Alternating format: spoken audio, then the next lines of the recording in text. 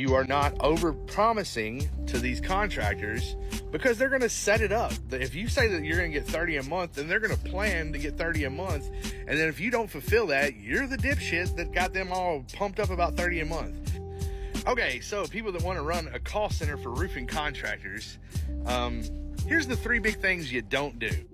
Number 1, never, ever, ever use client funds. What do I mean by that? I mean, if you take $2,000 from somebody for 10 leads, don't fricking spend the $2,000 until you fulfill the 10 leads. It's very important. I see a lot of people getting in trouble with this with call centers, and then somebody like me has to bail them out because they got stuck, using the client funds. So please, whenever you set up your bank account, 2 bank accounts, you tell them that you want 1 bank account for business, 1 bank account for client funds that do not need to be escrowed, and then everything is going to go into the client funds, and then you're going to move it over whenever the campaign's fulfilled to your regular business account, okay? Number 2 is don't overpromise, right? Don't overpromise. Like, honestly, getting leads through the phone is just like getting leads door knocking. You don't know how many you're going to get, so try not to tell people that you're going to get X amount in a certain amount of time. You're kind of doing yourself a disservice because you don't really know. I tell people all the time, it's like me playing golf, right? Like, I'm a pretty good golfer and I'm going to play golf and I want to do really well.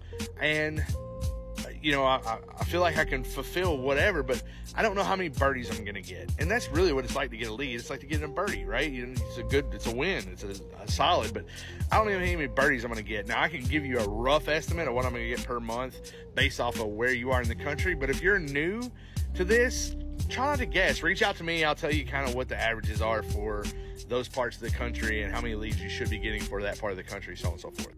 And number 3, and probably most important, because I see this all the freaking time, please run the DNC and the blacklist. The HellTrace list is not the DNC and blacklist. A lot of times if you buy data from somebody on Fiverr or something like that, that's not the DNC and blacklist. They're not going to scrub it for you. Always, always, always scrub it, because on a daily basis, I get a call from a roofing contractor that was dealing with a call center that they didn't know what the hell they were doing.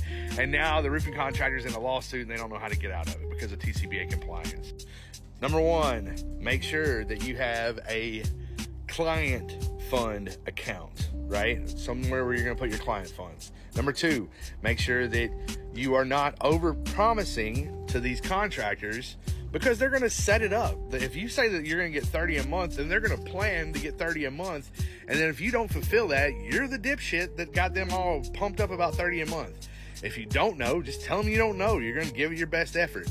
Stop over-promising, because candidly, I've been doing this for a long time. You don't know how many you're going to get. You have no idea.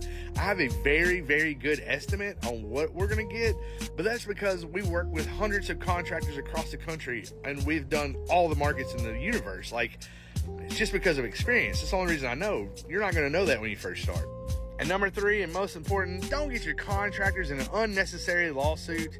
If you don't know what the hell you're doing, call me or call somebody that knows what the hell they're doing, so you can understand how to pull lists properly so you don't put your people in a bad position. By the way, if you're calling Texas and somebody decides to sue you in Texas, you have to hire an attorney to represent it.